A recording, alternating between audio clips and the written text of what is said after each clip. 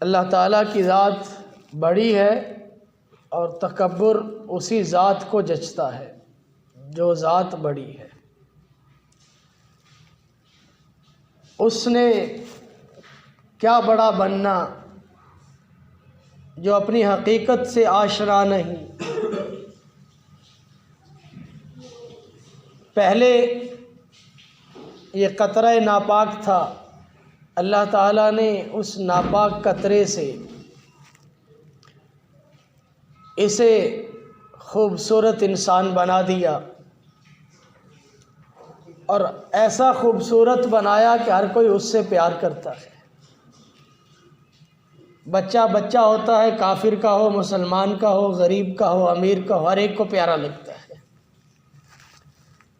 لَقَدْ خَلَقْنَا الْإِنسَانَ فِي أَحْسَنِ تَقْوِيمٍ، اللہ تعالیٰ ارشاد فرماتے ہیں ہم نے انسان کو عمدہ پیدا کیا۔ یہ تخلیق ہو گئی، اب تخلیق کے بعد بالکل کمزور ناتواں، جو خود چل نہ سکے، خود کھا نہ سکے، خود پی نہ سکے، محتاج۔ اب ساری اس کی محتاجگی رہی، جیسے بڑا ہوتا ہے تو اپنے آپ کو کہتا ہے میں کچھ ہوں۔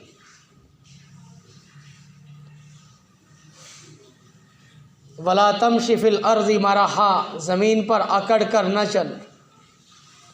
زمین پر اکڑ کر چلنے سے نہ تو زمین کو پھاڑ سکتا ہے اور نہ پہاڑوں سے اونچا ہو سکتا ہے۔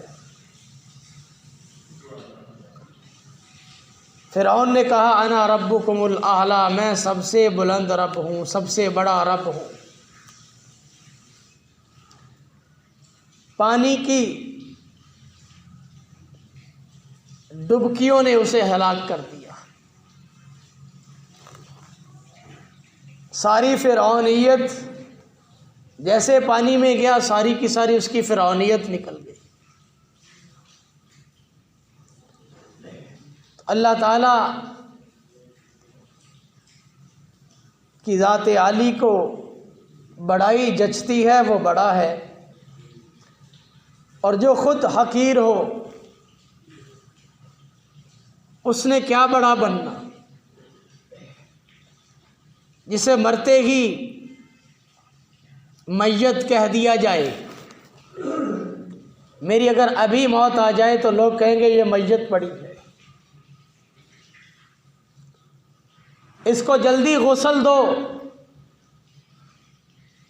اس کا جنازہ پڑھو، اسے قبرستان میں لے جاؤ، دفن کر دو۔ اگر یہ کچھ دیر پڑا رہے گا تو اس سے بدبو آنا شروع ہو جائے گی۔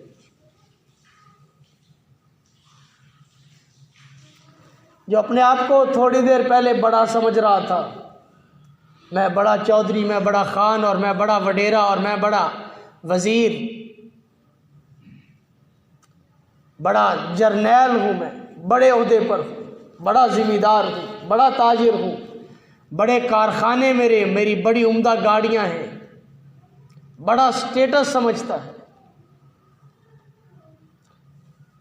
وہی انسان ہوتا ہے نہا دھو کے اچھے کپڑے پہن لے تو اس کی وہ انداز چلنے کے بدل جاتے ہیں، اچھی گاڑی میں بیٹھ جائے تو اور انداز بدل جاتے ہیں،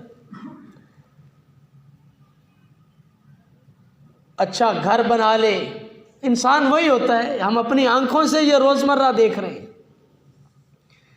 وہی انسان ہے، یہ چھوٹے چھوٹے گھروں میں رہ رہا ہوتا ہے، 1 کمرے 2 کمرے کے گھروں میں، اور جب اس کے پاس پیسہ آتا ہے تو وہ پیسہ اسے ٹکنے نہیں دیتا، وہ پیسہ اسے ٹکنے نہیں دیتا، پھر بڑے بڑے گھر بناتا ہے، بڑی بڑی بلڈنگوں میں، اور بڑے بڑے گھر بنا کے، اور جو پیدل چلا کرتا تھا وہ بڑی بڑی گاڑیاں لینے کی خواہشات، اور پھر بڑی گاڑیوں میں گھومتا ہے، اپنی اوقات بھول جاتا ہے۔ میں پہلے بھی کچھ نہیں تھا، اور مرنے کے بعد کہاں بادشاہ وقت، اور کہاں وزیر صاحب، اور کہاں تاجر، اور کہاں امیر آدمی، اور کہاں ایک وہ آدمی جس کو گھر بھی میسر نہیں تھا، یہ دونوں برابر ساتھ ساتھ قبروں میں سو رہے۔ ایک جتنی جگہ دونوں کو مل رہی ہے.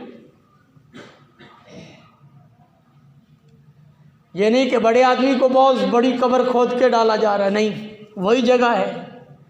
اور ایک جتنی مٹی ہے، ایک جیسی ہی مٹی دونوں پہ ڈالی جا رہی ہے.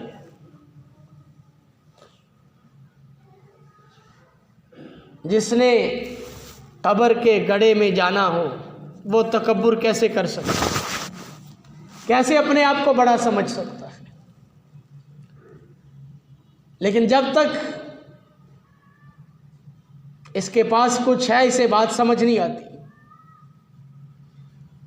آخر میں بھی تو کچھ ہوں نا. اس تکبر نے، اس بڑے پن نے خاندانوں کے خاندان برباد کر کے رکھ دیے.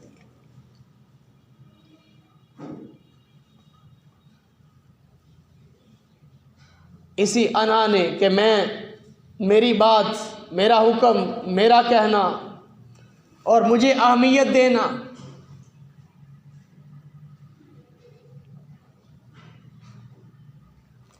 یہ سارے لوگ دیکھ رہے ہیں. جتنا چاہے ترقی کر جائے انسان، جتنا ترقی کر جائے، آخر اس نے موت کے منہ میں جانا ہے.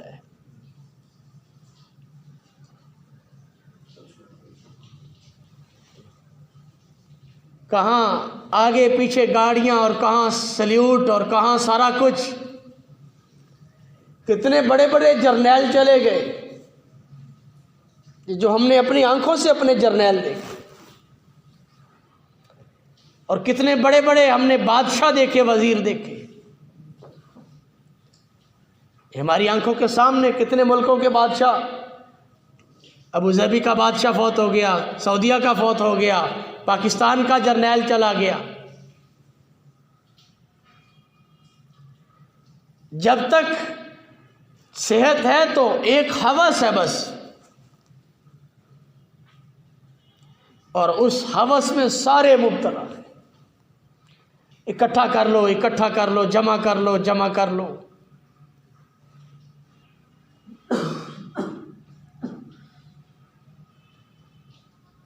یہ باتیں جہاں جہاں بادشاہتوں میں رہیں وہاں وہاں فقر اور محتاجگی اور غربت بڑھتی چلی گئی، بڑھتی چلی گئی. ایک خیر خواہی والا سسٹم ہے، نظام ہے، جو نظام اسلام نے دیا ہے. بدقسمتی سے ہم تو 75 سال سے یہی کچھ دیکھ رہے ہیں. ہم تو کتابوں میں پڑھتے اور سنتے ہیں وہ نظام کیا تھا، اس نظام سے محروم ہے. عمر ابن خطاب رضی اللہ عنہ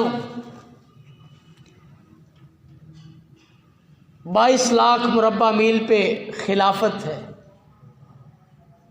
اور تواضع کا یہ عالم ہے کہ عمر رضی اللہ عنہ تنہائی میں اپنے آپ کو کہتے کہ عمر،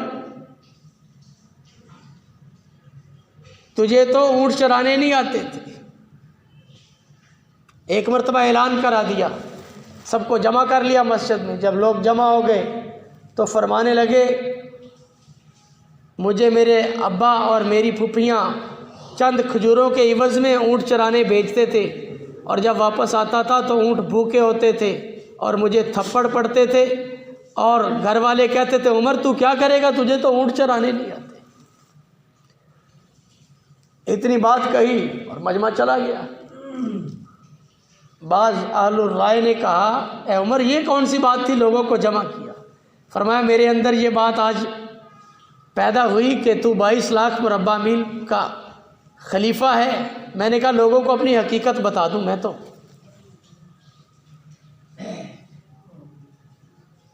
یوں ہی نہیں، پوری دنیا میں آج جتنے غیر ممالک ہیں وہ کہتے ہیں وہی فالو عمر لا، ہم عمر کے قانون کو مانتے ہیں. عمر رضی اللہ عنہ بازار میں جا رہے ہیں،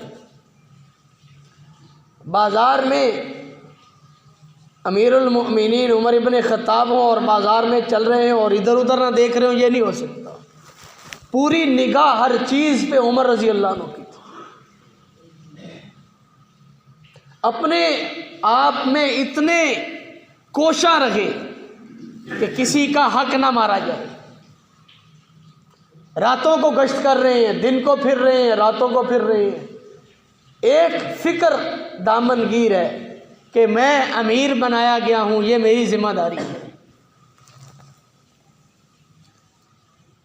ایک بوڑھے آدمی کو دیکھا، ایک دکان سے نکلتا ہے دوسری میں چلا جاتا ہے، دوسری سے نکلتا ہے تیسری میں چلا جاتا ہے.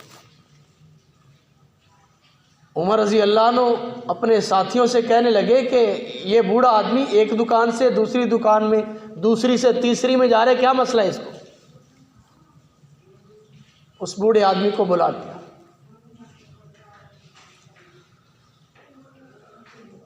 پوچھا تو کون ہے؟ کہنے لگا میں یہودی ہوں. اب دیکھو اسلام کا نظام عدل. پہلا سوال عمر رضی اللہ عنہ پوچھنا تو کون ہے؟ کہنے لگا میں یہودی ہوں. دوسرا سوال عمر رضی اللہ عنہ کرتے ہیں تجھے وظیفہ نہیں ملتا؟ کہنے لگا جی وظیفہ ملتا ہے. پھر عمر رضی اللہ عنہ کا سوال پوچھتے ہیں جو وظیفہ ملتا ہے اس میں تیرا گزارا نہیں ہوتا؟ کہنے لگا جی میرا گزارا بھی ہو جاتا ہے. اب تو بات ہی کوئی نہیں رہی. لیکن وہ عمر ابن خطاب تھے رضی اللہ تعالی عنہ. اللہ تعالیٰ ان کی قبر پہ اربوں خربوں رحمتیں نازل فرمائے. فرمانے لگے تجھے وظیفہ بھی ملتا ہے اور وظیفہ بھی اتنا ہے تیرا گزارا ہو جاتا ہے اس وظیفے سے، پھر کیوں تو لوگوں سے مانگ رہا ہے؟ ایک دکان سے نکلتا ہے دوسری میں، دوسری سے نکلتا ہے تیسری میں چلا جاتا ہے. وہ کہنے لگا کہ جزیہ دینا ہے، جزیہ دینے کا وقت قریب آ گیا ہے. جتنے کافر مسلمانوں کے ماتحت رہتے تھے، مسلمان ان کی حفاظت کرتے تھے، وہ مسلمانوں کو کچھ نہ کچھ جزیہ دیتے تھے جسے آج کل ٹیکس کہا جاتا ہے کہ ہم تمہارے جان مال کی حفاظت کریں گے. اور وہ بوڑھا ہو گیا، اس کو وظیفہ بھی دیا جا رہا ہے. اس کے باوجود وہ مانگ رہا ہے. اور عمر رضی اللہ عنہ کا خلافت کا زمانہ اور کوئی مانگے؟ تو کہنے لگا جی جزیہ دینا ہے، سال پورا ہونے والا ہے، بس یہ 2-4 لوگوں سے اور مانگ کے وہ وظیفہ ہو جائے گا جو جزیہ دینا ہے ٹیکس، تو پھر میں نہیں مانگوں گا. فرمان لگے کل میرے پاس آنا. اہل الرائے کو بلایا، شورا کو بلا لیا. شورا سے مشورہ کیا یہ جتنے غیر مسلم ہیں، یہ جو ہماری سلطنت میں، ہمارے خلافت میں ماتحت رہ رہے ہیں، وہ ہمیں ٹیکس جوانی میں دیتے رہے. جو کمانے کے قابل نہ رہے ہم اس کا ٹیکس معاف نہ کر. اس نے جوانی کما کے ہمیں دی ہے. قانون بنا دیا کہ آج کے بعد جو کما نہیں سکے گا اس کا جزیہ معاف ہے. یہ جزیہ معاف ہے، وظیفہ اس کو ہر مہینے مل رہا ہے. اور وظیفہ بھی پوچھا کتنا تیرا گزارا ہوتا ہے؟ وہ کہنے لگا میرا گزارا اس میں ہو جاتا ہے. اتنا وظیفہ جس کے اندر اس کا گزارا ہو سکے. یہ اسلامی نظام ہے. اسلامی نظام اللہ ہم سب کو نصیب فرما دے، ہمیں دکھا دے، جس کی خیریں اور برکتیں ہی برکتیں، جس میں سارے برابر ہیں، ہر ایک کے حقوق ہیں. یعنی امیر کے حقوق ہیں، غریب کے حقوق کی کوئی نہیں.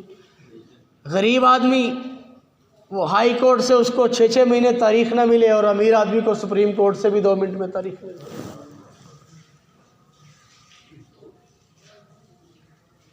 وہی عدالتیں لگ رہی ہیں.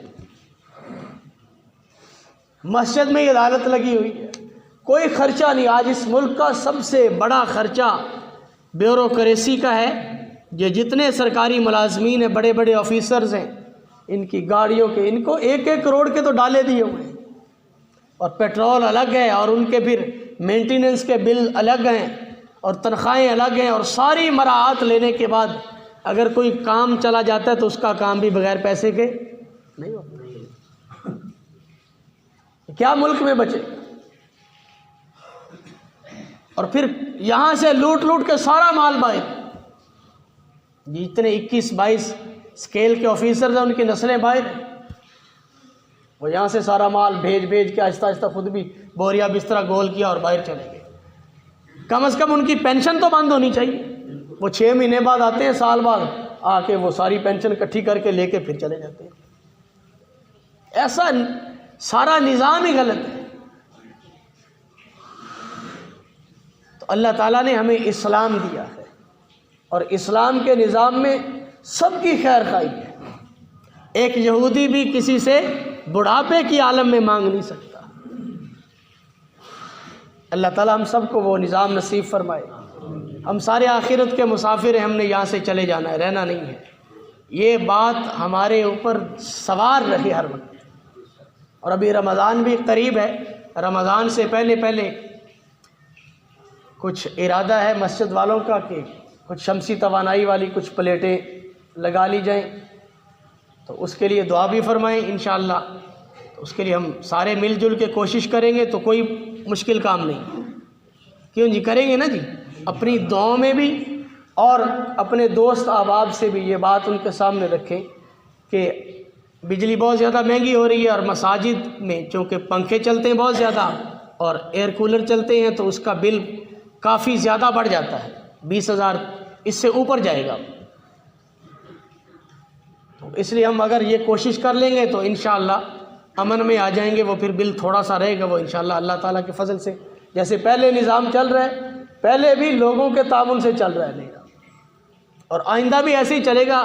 ہماری حکومتیں تو اپنے ادارے نہیں چلا سکی، مساجد وہ کیا چلائیں گی. اللہ تعالیٰ ہم سب کو عمل کی توفیق نصیب فرمائے.